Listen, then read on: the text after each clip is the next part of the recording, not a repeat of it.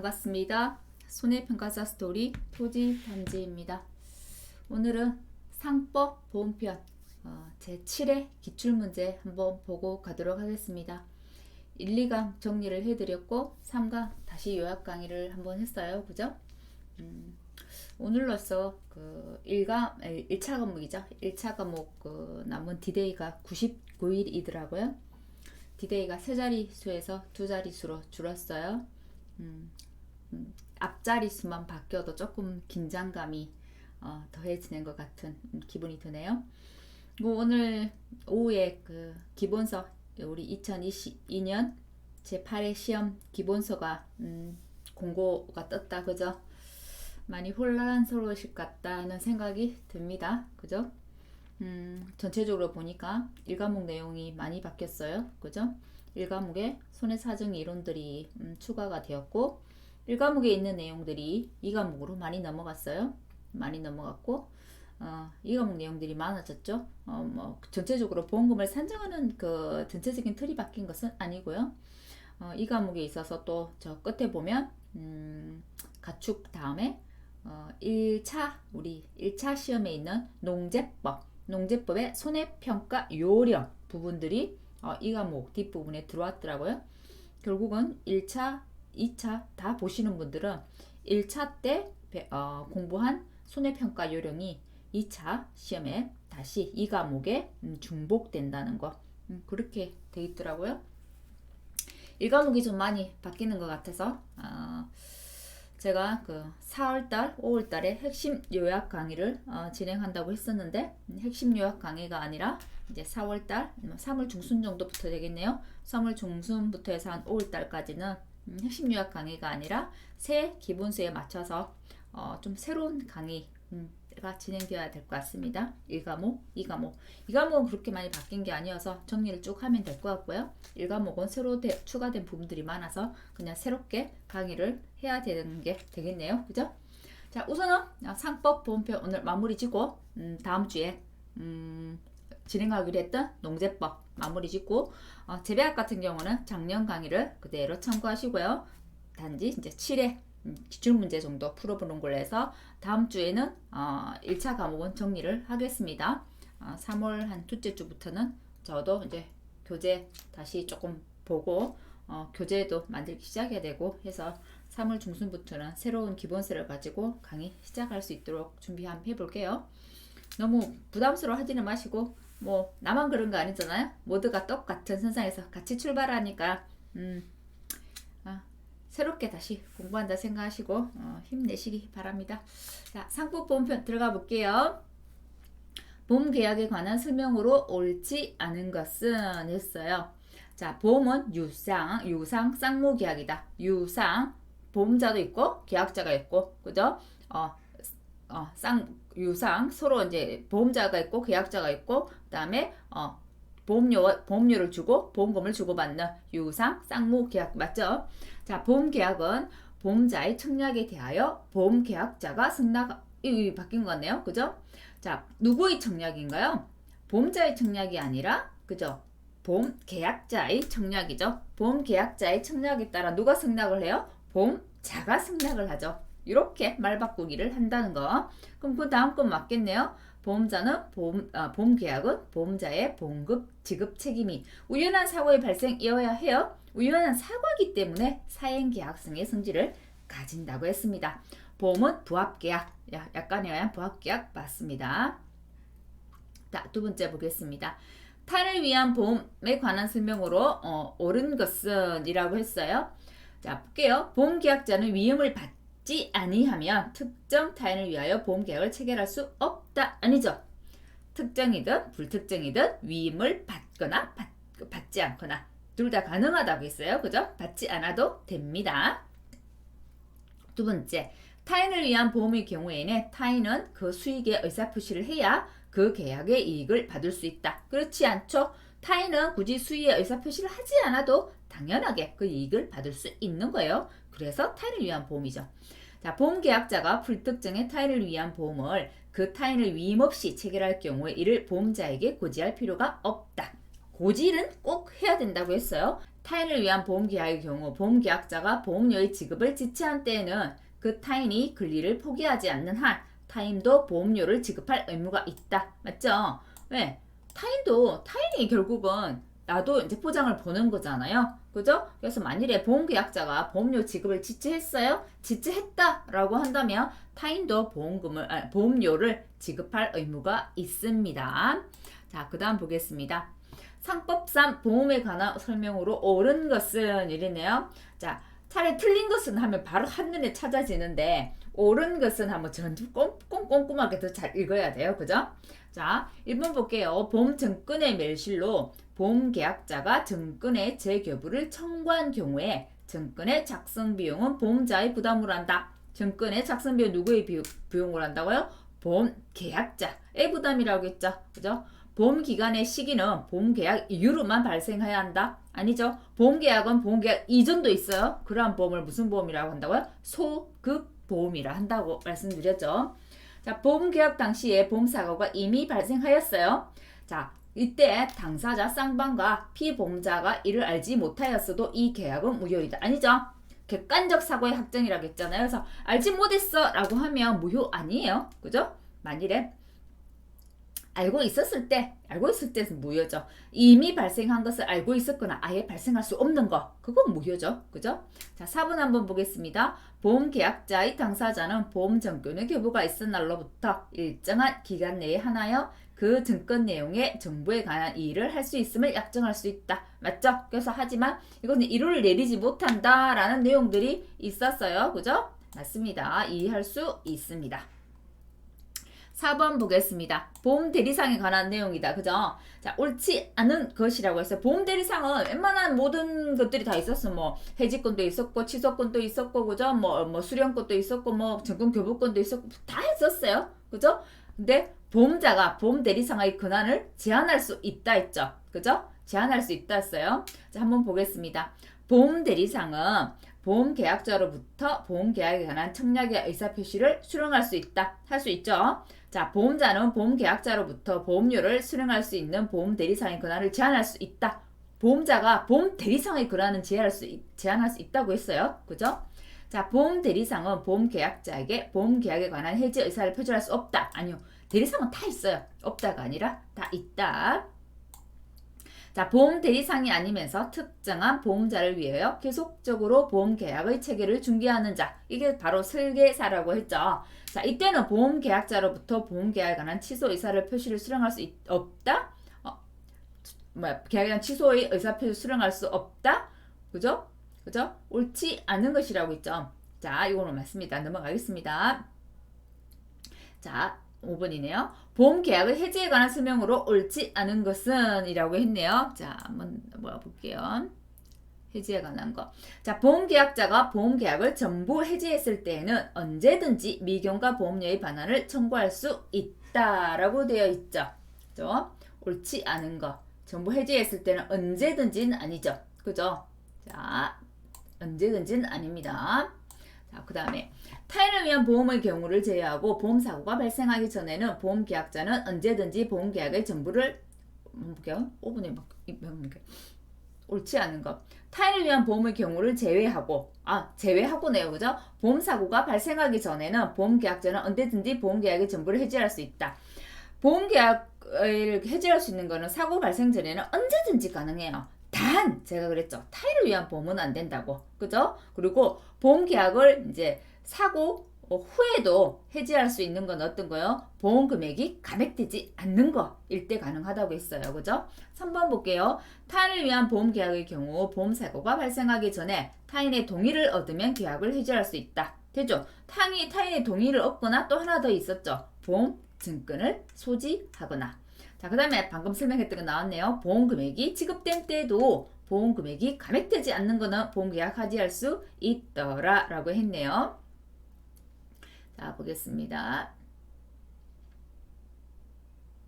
자, 6번이네요. 아이고. 보겠습니다. 보험료의 지급과 지체에 관한 설명으로 옳은 것은 이라고 했네요. 자, 보험계약자는 계약 체결 후 지체 없이 보험료의 전부 또는 일회의 보험료를 지급해야 된다. 제가 계약 체결 지체 없이 전부 일회 보험료 지급 이거 마지막에 정리할 때 숫자 나오는 거에서도 이거 한번 설명했었다 그죠? 자, 계속보험료가 약정한 시기에 지급되지 아니한 때에는 보험자는 상당한 기간을 정하여 보험계약자한테 채고하고 그 기간 내에 지급되지 아니한 때는 그 계약은 해지된 것으로 본다. 요거 정말 맞는 것 같아요. 맞는 말 같아요. 근데 뭐가 틀렸어요? 이 보험계약 보면 이런 장난을 되게 많이 쳐요. 그 계약은 해지된 것으로 본다가 아니죠. 해지할 수 있다. 그죠? 해지된 것으로 해지할 수 있다라고 되는 거예요. 자, 특정한 타인을 위한 보험의 경우에 보험자가 보험료의 지급을 지체한 때에는 보험자는 그 계약을 해제 또는 해지할 수 있다. 그죠?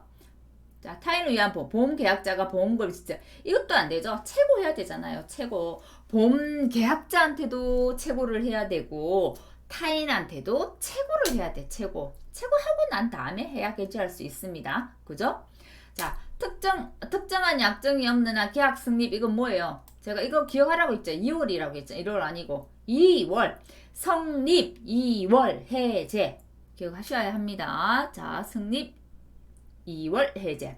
자, 7번 보겠습니다. 고지 의무에 관한 설명으로 옳지 않은 거 했네요. 고지 의무 부담하는 건 누구예요? 계피. 자, 계피하고 계피수 나오는 거 한번 정리해 볼게요. 고지 의무 하는 사람은 계피. 사고 발생 의무는 계피수예요. 그죠? 위험 변경 증가의 통지 의무도 계피. 하지만 위험 유지 의무는 계피수. 이렇게 정리할게요. 자, 그러면 바로 답은 1번이다. 그죠? 자, 2번 한번 볼게요. 보험계약자가 고의로 중요한 사항을 고지하지 않았어요. 고지하지 않았을 때 계약 체결일부터 1월이 된 시점에 계약을 해결할 수 있죠. 1월 또는 계약 체결한 연도부터 체결일로부터 아니고 체결한 연도부터 3년 내에 그죠? 그것도 가능하다. 자, 보험자가 그 보험계약자의 고지 위반 사실을 알았어요? 또는 중대한 과실로 알지 못했어요? 해지할 수 없죠. 그죠? 자, 보험계약자가 중대한 과실로 중요한 사항을 고지하지 않았어요. 그죠? 계약 체결일로 몇 년?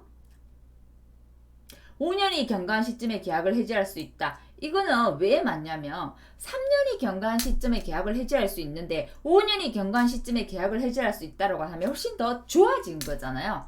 더 좋아진 거기 때문에 이건 틀린 게 아니에요. 그래서 보험계약법은 보험계약자한테 유리하게 변경한 거 그것은 틀린 게 아닙니다. 요런 것도 헷갈리죠. 그죠? 자, 그 다음 가볼게요. 자, 보험약관에 관한 설명으로 옳은 것을 모두 고르세요 라고 했네요. 보통 보험약관이 계약 당사자에 대하여 구속력을 가지는 것은 보험계약 당사자 사이에서 계약 내용에 포함시키기로 요거는 그죠? 합의했기 때문에 그래요. 맞아요? 합의했기 때문에 그래요. 자, 그 다음에 보험자가 약관의 교부 설명 의무를 위반한 경우에 보험계약이 성립한 날로부터 3개월 이내에 피보험자 또는 보험 수익자도 그 계약을 해지할 수 있다. 아니죠? 그죠? 계약자가 자, 다음에 약관의 내용이 이미 법령에 의하여 정해진 것을 되풀이하는 것 정도에 불과한 경우 보험자는 고객에게 이를 따로 설명하지 않아도 된다. 맞아. 법령에 의해서 이미 정해진 거 또는 계약자가 너무나 잘 알고 있는 거예요. 그죠? 그런 거는 설명 따로 안 해도 됩니다. 그래서 기억 디귿이 맞습니다. 자, 볼게요. 그 다음에 9번입니다. 위험 변경 증가의 통지와 계약 해지에 관한 설명으로 옳은 것은 이라고 했네요. 보험기간 중에 피보험자가 사고 발생의 위험이 현저하게 변경, 증가된 사실을 안 때에는 지체 없이 보험자에게 통지해야 된다. 현저하게 위험이 변경, 증가되면 지체 없이 보험자한테 통지. 맞습니다. 그죠? 통지 하지 않았어 라고 하면 어떻게 되나요? 그 1개월 내에 계약을 해지할 수 있거나 그죠? 증액할 수 있다라고 했죠. 통지했을 때 현저하게 변경 증가를 통지했어. 하고 나면 위험이 실제로 이제 현저하게 변경 증가된 거잖아요. 그러면 1개월 안에 해지하거나 증액할 수 있다. 그죠? 자, 그 다음에 보험 계약일 직전에 보험 계약자가 사고 발생 위험이 변경 또는 증가된 사실을 안 때 지체 없이 보험자에게 통지해야 된다. 그죠? 볼게요. 보험 계약일 직전에, 보험 계약일 직전이 아니고, 그죠? 위험 변경 증가는 보험 계약 체결 후, 보험 계약 직전은 고지 의무예요. 고지 의무. 체결 전인지 성립 후인지를 잘 보셔야 해요. 자, 보험 기간 중에 위험 변경 증가, 요건 1번이 맞습니다. 자, 위험 변경의 증가의 통지를 받은 때는 보험자는 3개월 내에 보험이 3개월 내 아니죠? 1개월 내, 1개월이라고요. 1개월. 고지 의무 위반도 1개월. 체결한 연도로부터 3년. 그다음에 통지 이것도 1개월. 그다음에 증에 갈 수 있고. 무슨 말인지 알겠죠? 그죠? 이것도 마찬가지 1개월. 모두 1개월입니다. 자, 10번 한번 볼게요. 아이고. 잠깐만요. 자, 보험 계약자 등의 고의나 중과실로 인한 위험 증가와 계약 해지에 관한 설명으로 옳지 않은 것이라고 했네요. 한번 볼게요. 보험 기간 중에 보험 계약자의 중대한 과실로 인해서 사고 발생의 위험이 현저하게 증가된 때에는 보험자는 그 사실을 안 날부터 1월 내, 맞죠? 1개월 내 증액 또는 해지할 수 있다고요. 자, 위험의 현저한 변경이나 증가된 사실과 보험사고 발생과 사이의 인과관계가 부존재한다는 점에 관한 주장은 보험자 측에 있다. 이건 아니야. 위험에 관한 현저한 변경이나 증가한 사실을 요거는 증가됐다는 걸 알려주면 나중에 이거 우리 보험 금액이나 보험료를 감액할 수 있잖아요. 그렇기 때문에 이 입증 책임은 누구한테 있냐면 보험 계약자한테 있어요. 제가 위험 현저한 변경 증가 이거 입증 책임 보험 계약자한테 있어요 라고 강의 중에도 설명을 드렸었어요. 그죠? 보험기간 중에 피보험자의 고의로 인하여 사고 발생의 위험이 현저하게 증가된 때 이거 안날로 1개월 해지 또는 증액 가능하다고 했어요. 그죠? 자, 4번 한번 읽어보시고요. 자, 11번 넘어가 볼게요. 보험자의 계약 해지와 보험금 청구권에 관한 설명으로 옳은 것을 모두 옳은 것을 모두 고르라고 했네요. 보험사고 발생 후라도 보험계약자의 계속 보험료 지급 지체를 이유로 보험자가 계약을 해지했을 경우에 보험금을 지급할 책임이 있다라고 되어 있네요. 계속 보험료 지급 지체해서 해지되었으면 보험금 지급할 수 없죠. 실효났잖아요. 그죠? 자, 두 문제 볼게요. 보험사고 발생 후에 보험계약자가 고지 의무를 위반한 사실이 보험사고 발생에 영향을 미치지 아니하였음이 증명된 경우에는 보험자는 보험금을 지급할 책임이 있다. 그렇죠. 고지 의무 위반했지만 보험사고하고 관련이 없대요. 그때는 보험금 지급해야 됩니다. 자, D가 보험 수익자의 중과실로 인해서 사고 발생의 위험이 현저하게 변경되거나 증가된 사실이 보험사고 발생에 영향이 미치지 아니하였음이 증명된 경우에는 보험자는 보험금을 지급할 책임이 있다. 보험 수익자의 중과실 때는 괜찮습니다. 보험 수익자의 중과실은 상관없어요. 그래서 니은 디귿이 되겠네요. 12번 한번 보겠습니다. 보험사고 발생의 통지 의무에 관한 설명으로 옳은 것은 했네요. 상법은 보험사고 발생의 통지 의무 위반 시 보험자의 계약 해지권을 규정하고 있다. 맞죠? 해지권 있죠? 통지 의무 위반했을 때. 그죠? 자, 맞나요? 해지권을 규정하고 있다. 통지 의무 위반 시 규정하고 있다. 할 수 있다 라고 해야 되겠네요. 규정하고 있다 이렇게 하는 게 아니라 그죠? 통지 의무 상법은 보험사고 발생 사고 발생 통지 의무는 아니다. 그죠? 사고 발생 통지 의무는 아니네요. 그죠? 그때는 계약 해지권은 아니네요. 발생 의무는 계약 해지권을 가지는 것은 고지 의무 위반하고 위험 변경 증가에 대한 통지를 안 했을 때 계약 해지를 할 수 있어요. 사고 발생 통지 위반했다고 계약 해지권을 규정하고 있는 게 아니라 그죠? 자, 보험계약자는 보험사고 발생을 한 때에는 상당한 기간 내에 보험자에게 그 통지를 발송해야 된다. 이거 어떤가요? 사고가 발생했어요. 발생하면 어떻게 지체 없이 상당한 기간 내에 하시면 안 되고 지체 없이. 자, 3번 한번 볼게요. 피보험자가 보험사고 발생의 통지 의무를 해태했어요. 해태함으로 해서 손해가 증가가 됐어. 보험자는 그 증가된 손해를 보상할 책임이 없다. 이건 맞습니다. 해태해가지고 손해가 증가됐어요. 그죠? 처음부터 생긴 손해가 아니라는 거예요. 통지 의무를 해태해가지고 증가된 손해는 보험자는 그 증가된 손해에 대해서 보상할 책임이 없습니다. 보험 수익자 통지 의무자에 포함되지 않는다. 아니죠. 사고 발생 통지 의무는 개, 비, 수 셋 다 포함입니다. 자, 손해보험에 관한 설명으로 옳지 않은 것은 했네요.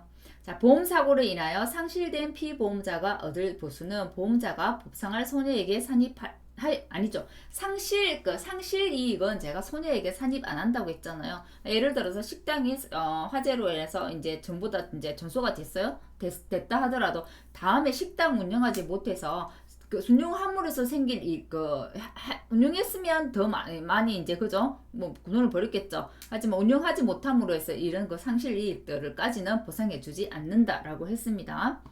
자, 금전으로 산전할 수 있네 하나요? 보험 계약의 목적으로 할 수 있다. 맞죠? 무효와 실권 사유 손해보험 증권 기재사항 맞습니다. 당사자 간의 보험 가액을 정하지 아니한 때는 사고 당시에 발생 시에 가액을 보험 가액으로 한다. 그렇죠? 손해보험 맞죠?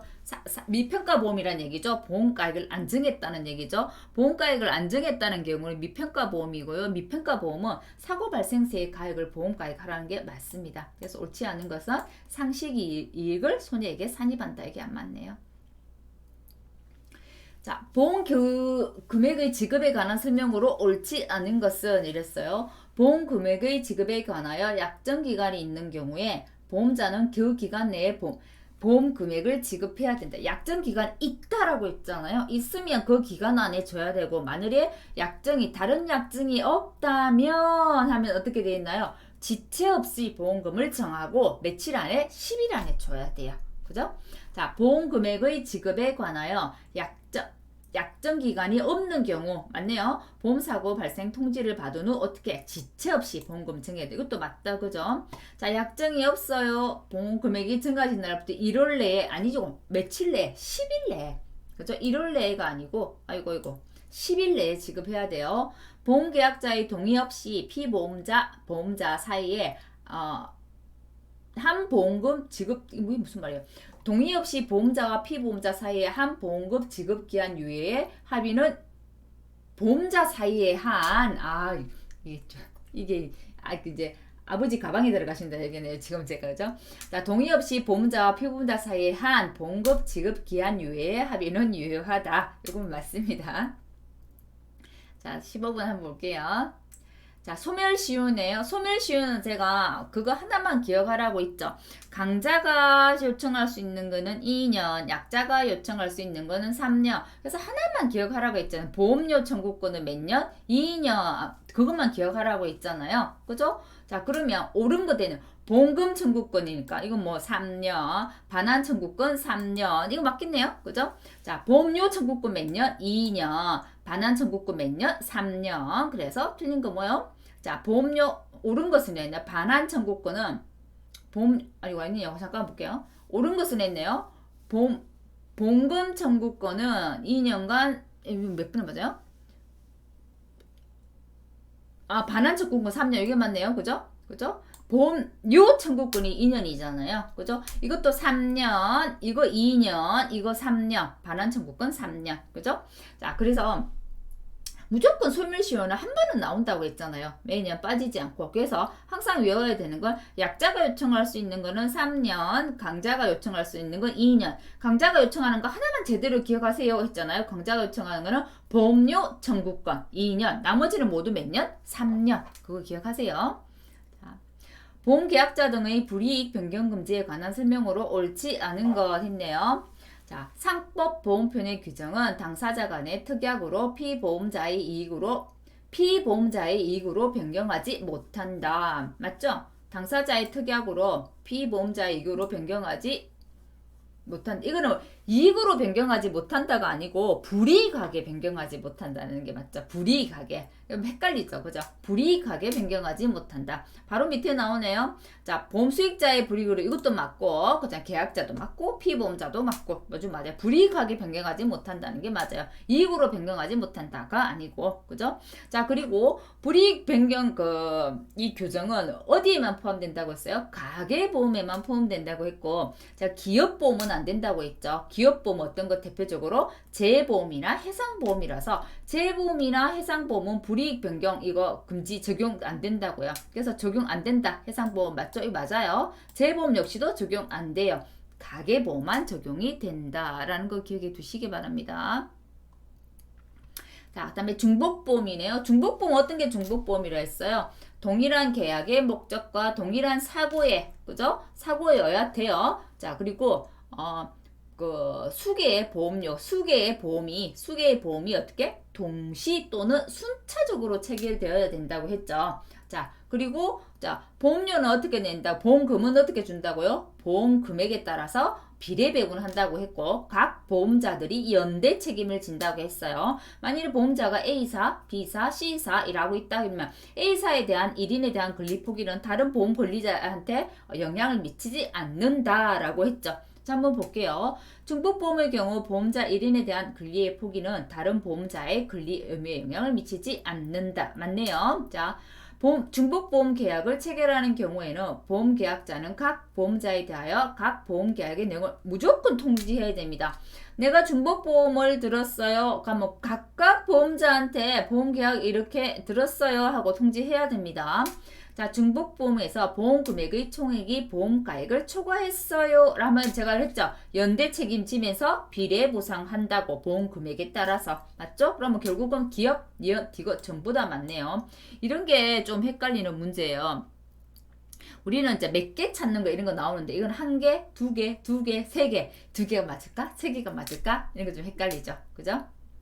그 다음에 18번 보겠습니다. 갑은 보험가액이 2억인 물건에 대해서 보험 금액을 1억 원으로 들었어요. 이건 어떤 보험인가요? 일부 보험이죠. 일부 보험. 그죠? 일부 보험이, 일부 보험 맞네요. 일부 보험에 해당된다. 맞습니다. 전손이에요. 전손이었는데 보험자는 1억 원을 지급한다. 전손이라고 한다면 전체, 그죠? 전체 손해가 났어요. 보험 금액이 1억이다 하면 1억은 줍니다. 전손일 경우에 줍니다. 1억 원까지. 자, 1억 원의 손해가 발생했어요. 보험자, 왜 1억 원 주냐면 보험 금액 한도기 때문에 그래요. 1억 원이. 그죠? 전손이라면 2억까지, 그게 뭐야, 보상, 손해액이 2억이란 말이죠. 하지만 보험금은 1억만 들었잖아요. 그래서 1억까지 보험금액 한도 내서 주기 때문에 보험자는 1억까지 줄 수 있는 거예요. 자, 1억 원의 손해가 발생했어요. 보험자. 전손일 때는 1억 원까지 가능하지만 1억 원의 손해만 발생했어요. 이때는 어떻게? 비례보상해야죠. 어떻게 해요? 1억 원 곱하기 1억 원 나누기 2억 원 이렇게 되는 거죠. 보통 화재보험은 보험가액에 건물보험들은 보험가액의 80%까지 보장을 해서 가액의 80%까지 보장합니다. 자, 8천만 원의 손해가 발생한 경우에는 보험자는 4천만 원을 지급한다라고 되어 있네요. 자, 이거 역시도 비례보상했기 때문에 그런 거예요. 이건 보험가액의 80%안 하고 그냥 보험 금액 나누기 보험가액으로 계산했네요. 자, 한번 볼게요. 그럼 1천억의 손해 역시도 보험자는 1억 원의 손해가 발생한 경우 보험자는 1억 원을 지급한다. 요것만 틀렸고, 그럼 이 4번처럼 똑같이 보험 금액에 대한 보험 가액으로 해서 일부 보험을 한다고 한다면 1억 원의 손해가 발생했다고 한다면 5천만 원이 지급되겠네요. 그죠? 자, 4번처럼 8천만 원의 손해가 발생한 경우에는 보험자는 4천만 원을 지급한다. 왜 이게 그렇게 되는지 아시겠죠? 8 곱하기 1 나누기 2 결국은 0.5잖아요. 그죠? 0.5배 0.5니까 8천만 원에 0.5는 4천만 원 맞죠? 그죠? 그래서 이거 아닌 거는 3번이 아니다. 그죠? 이거는 5천만 원까지 지급되는 거죠. 자, 9번 보겠습니다. 일부 보험에 관한 설명으로 옳은 것은 했어요. 일부 보험 한번 볼게요. 계약 체결 시점에 의도적으로 보험 가액보다 낮게 보험금을 약정하는 것은 허용되지 않는다라고 했네요. 자, 보험 가액보다 보험 금액을 낮게 책정하는 것 됩니다. 그죠? 그래서 일부 보험이잖아요. 보험료 적게 내려고. 그죠? 일부 보험에 관한 상법의 규정은 강형 규정이다. 아니 상대적 강력 규정이죠. 그죠? 자, 일부 보험의 경우에는 잔존물 대의가 인정되지 않는다. 잔존물 대의는 전부 멸실, 전부 지급이에요. 하지만 일부 보험일 때는 보험 금액의 가액에 대한 비율로 지급한다고 했죠. 제가 일부만 멸실됐어요 하고 일부 보험인 경우엔 다르다고 말씀드렸어요. 그래서 일부 보험에도 잔존물 대의 인정됩니다. 자, 일부 보험에 있어서 일부 손해가 발생했어요. 비례보상 원칙을 적용하면 손해액은 그죠? 일부 보험에 있어서 일부 손해가 발생했어요. 비례보상 원칙을 적용하면 손해액은 보상액보다 크다라고 됐네요. 비례보상 적용하면 손해액은 보상액보다 절대로 클 수가 없죠. 그죠? 그죠? 그리고 뭐죠? 일부 보험에서 일부 손해, 일부 보험이라 하더라도, 그죠? 일부 보험에 들었다 하더라도 일부 손해가 아니고 전부 멸실, 전부 지급. 이 전부 지급인데 대신 일부 보험이기 때문에 비례보상하는 거예요. 자, 손해액의 산정에 관한 설명으로 옳지 않은 것 됐네요. 한번 볼게요. 보험사고로 인해 상실된 피보험자의 얻을 이익은 당사자 간에 다른 약정이 없으면 보험자가 보상할 손해액에 산입하지 않. 이거는 보세요. 아까도 나왔고 지금 똑같은 그 시험에서 상실이익이 지금 상실이익이 두 번이나 나온 거죠. 지금 상실이익은 여기는 산입하지 아니한다. 맞죠? 그죠? 아까는 산입한다라고 나왔잖아요. 그죠? 똑같은 지문이 이렇게 중복돼서 나오기도 합니다. 한 시험에. 당사자 간에 다른 약정이 있어요. 다른 약정이 있으면 신품가액 가능하다고 했죠. 이 신품가액이라는 게 뭐예요? 제조달 가액이라고 했고 동형, 동질의 똑같은 물질, 새로운 거 어떤 거 사주는 거하고 똑같은 원리라고 했잖아요. 그죠? 손해액 산정에 필요한 비용은 누가 한다고요? 보험자, 보험계약자, 보험수익자 공동으로 부담한다? 이거 아니죠? 그죠? 손해액 산정에 필요한 비용은 누가 한다고요? 보험자가 부담합니다. 공동부담 아니에요. 자, 이거 금전으로 하는데 합의에 의해서는 전부 또는 일부를 현금으로 보상할 수 있다. 합의했다면 현물로 보상할 수 있습니다. 자, 넘어가 볼게요. 자, 손해보험에 관한 설명으로 옳지 않은 것 했네요. 한번 볼게요. 보험자가 손해를 보상할 경우에 보험료의 지급을 받지 아니한 잔액이 있어요. 그럼 그 잔액 공제하고 보상금 줍니다. 그럼 요거 맞아요. 보험계약자가 손해의 방지와 경감을 위해서 필요 또는 이거 손해방지 비용이다. 그죠? 이때는 보험금액을 초과한 경우 보험자는 보험금액의 한도 내에서 아니죠. 손해방지 비용은 어떻게 보험금액을 초과해도 주더라. 보험금액 한도 아니에요. 보험금액 한도 내에서 주는 거는 잔존물 제거 비용이었죠. 잔존물 제거 비용. 목적물 보험금도 그렇고 그렇죠. 자, 보험의 목적에 관하여 보험자가 부담할 손해가 생긴 경우에 그 목적이 보험자가 부담하지 아니하는 보험사고로 인해서 멸실됐어. 자, 이건 어떤 경우면 내가 부담할 손해가 있어요. 부담할 손해로 손해가 생겼는데 이 보험 목적물이 그 다음번에 사고는 부담하지 않는 손해로 전부 멸실이 됐어요. 하지만 앞에 먼저 생긴 손해 있죠. 부담할 손해로 생긴 손해. 그거는 아직 보장을 안 받았잖아요. 그래서 보험자는 이 앞에 생긴 손해 이거는 보상해야 된다고요. 그 얘기예요. 자, 보험 목적의 자연소모, 성하자 기억하시죠? 성질, 하자, 자연소모 보상 책임 없다라고 했습니다. 없어요. 자, 다음 볼게요.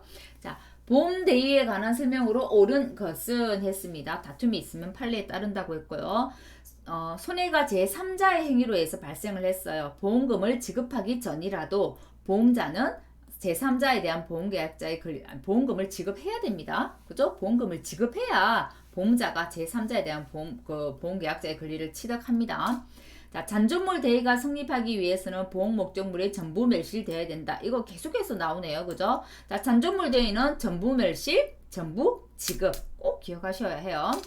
잔존물에 대한 권리가 보험자에게 이전되는 시점은 보험자가 보험금을 전부 지급하고 물권 변동 절차를 마무리한 때이다. 이거는 그냥 자동으로 넘어가요. 물권 변동 절차나 이런 절차들 전혀 거치지 않습니다. 그냥 넘어갑니다.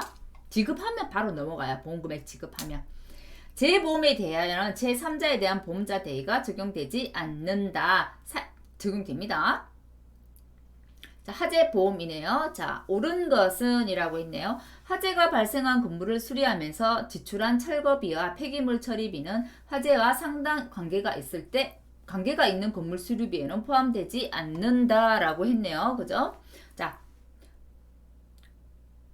철거비하고 폐기물 처리비.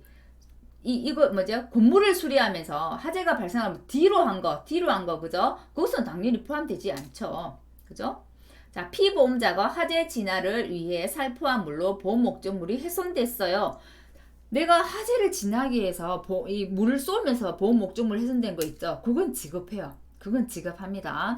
자, 불을 탈 수 있는 목적 요량은 화재 보험이 될 수 없다. 이것도 될 수 있어요. 그죠? 자, 보험자가 손해를 보상함에 있어서 화재 하재와 손해 간의 상당 인과관계. 하재와 손해 간의 상당 인과관계가 필요하다. 이거는 꼭 하재 보험 아니어도 다 마찬가지죠. 그죠? 원인과 결과 사이에는 상당 인과관계들이 필요하죠. 하재는 특히 그렇습니다. 하재와 손해 간의 상당 인과관계가 필요합니다. 자, 법정 기재사항 아닌 거 했네요. 저거 기억나시나요? 제가 암기 팁 알려드렸었는데 목성금지 시무계 연월일 작성지가 기본이라고 했고요. 손해보험의 그 증권에 기재되는 기본이라고 있고, 하재보험은 동산일 때와 부동산일 때가 나눠졌죠. 건물일 때가 나눠졌죠. 그죠? 자, 건물일 때, 이제, 그 다음에 동산일 때, 동산이 아닐 때, 부동산일 때, 그 다음에 이제 보험가액을 정했을 때, 이렇게 세 가지가 있었어요. 그죠? 자, 건물이에요. 그죠? 부동산이에요. 건물의 소재지와 구조, 용도. 맞죠? 보험가액을 정했다. 라고 하면 그 가액 적어요. 그죠? 보험 기간을 정한 때는 그 시기와 종기. 이거는 하재보험에 들어있는 거 손해보험에 들어있죠. 손해보험 플러스 하재보험이에요. 하재보험은 손해보험에 기재하는 거는 그대로 다 기재고 하재보험에 세 가지 도 추가인 거예요. 그래서 보험 기간을 정한 때에는 그 시기와 종기 맞습니다. 하지만 설계 감리인의 주소와 성명 이거 아니에요. 그죠? 피보험자죠. 피보험자. 자, 집합보험에 관한 설명으로 옳은 것은 했네요. 피보험자의 가족의 물건은 보험의 목적에 포함되지 않는, 이거 아니죠. 제가 가족의 물건도 포함돼요, 사용인의 물건도 포함돼요 라고 했죠. 그럼 1번도 아니에요. 그죠? 2번도 아니에요. 포함 안 된다 했기 때문에. 자, 보험의 목적에 속한 물건이 보험 기간 중에 수시로 교체가 됐대요. 보험 사고 시에 현존한 물건이도 아니죠. 수시로 교체되는 건 어떨 때? 보험 사고 때 현존한 물건이어야 된다고 했잖아요. 계약 때 처음에 있었던 물건이 아니라. 그죠? 그래서 포함되지 않는 보험 현존한 물건 포함되지 않는 이것도 아니라는 얘기죠. 그죠? 자, 집합보험이라는 거는 경제적으로 독립한 여러 물건의 집합물을 보험의 목적으로 한 보험을 말합니다. 그게 맞네요. 확실하게 아닌 거 하니까 4번 맞는 거죠. 그죠?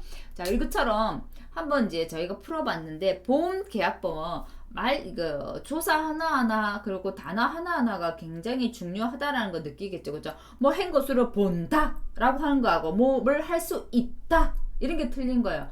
추정한다, 간주한다, 다른 말들이죠. 그것처럼 말을 하나씩 바꾸는 거. 보험 계약자가 들어갈 자리에 보험자를 넣는다든지, 그죠? 보험 수익자가 들어갈 자리에 피보험자를 넣는다든지. 우리가 또 이런 거 있었잖아요.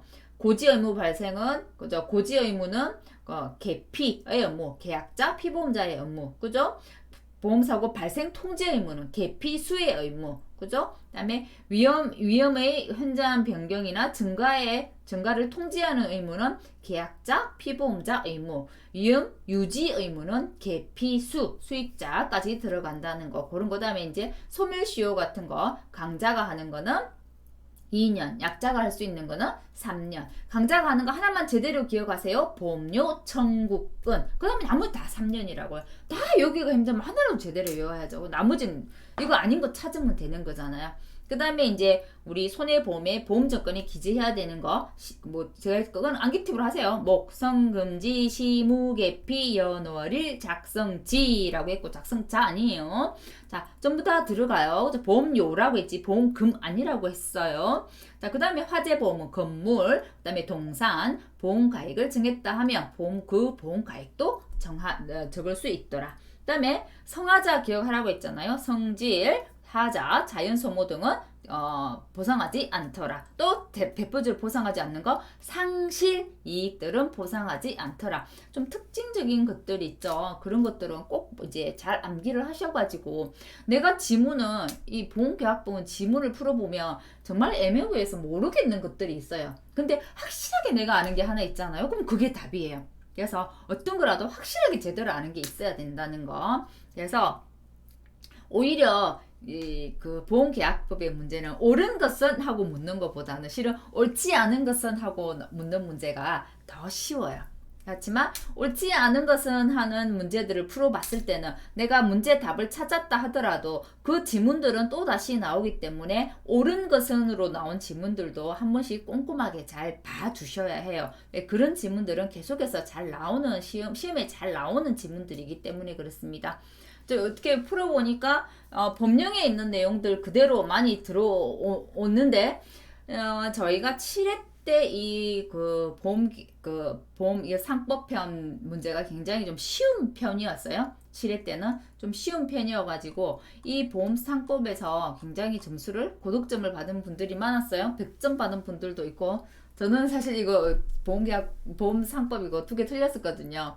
2개 틀렸는데 100점 맞으신 분들도 생각외로 많더라고요. 하고 이제 상법에서 제가 말씀드린 것처럼 이제 합격할 수 있는 비결은 상법에서 고득점을 받고, 그다음에 농제법에서 고득점 받고, 재배학은 한 40점에서 60점만 받자라고 했어요. 그죠? 자, 상법이 오히려 고득점이 많이 나오고, 작년에는 문제가 어디가 어려웠냐면, 작년에는 또 재배학도 굉장히 쉽게 나왔어요. 쉽게 나왔는데 뭐가 어렵게 나왔냐면, 작년에는 제일 먼저 풀고 점수가 좀 잘 나오는 농제법이 작년에 의외로 어려웠어요. 농제법을 단어 하나하나까지 꼼꼼하게 문제를 출제하셔가지고 농제법이 좀 어렵게 나왔다고 하더라고요. 그래서 이제 우리 이제 8회 때도, 그죠? 저희 이제 7회 때도 그런 얘기 많이 했어요. 사람들이 굉장히 많이 응시를 하니까 1차 과목에서 먼저 걸르기 위해서 1차 과목을 굉장히 어렵게 낼 것이다 라고 했는데, 예상을 뒤집고 쉽게 나왔었거든요. 여전히 이제 1차는 그렇게 어렵게 나오지는 않았다는 거예요. 이제 8회 때도 이제 그러길 바랍니다만은, 그래도 혹시 사람이 이름 모르기 때문에 고득점을 득할 수 있는 상법편하고 농제법은 꼼꼼하게 정말 잘 암기하셔가지고 고득점 받아서 재배학에서 점수가 좀 낮게 나오더라도 무난하게 평균 점수 60점 가져갈 수 있도록 암기 나중에 잘 하시고, 미리 너무 걱정해가지고 1차 과목을 막 미리 지금부터 막 열심히 암기하고 그러실 필요는 사실은 없어요.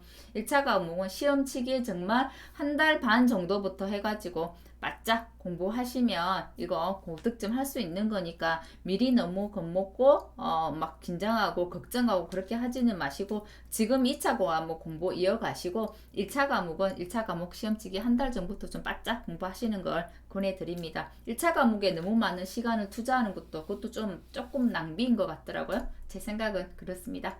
자, 오늘 강의 여기까지 하겠고요. 다음 시간 제가 아까 말씀드렸던 것처럼 다음 시간에 농제법하고 재배학 기출문제만 한번 풀어보고 1차 과목은 정리하도록 하겠습니다. 오늘 여기까지 할게요. 수고하셨습니다.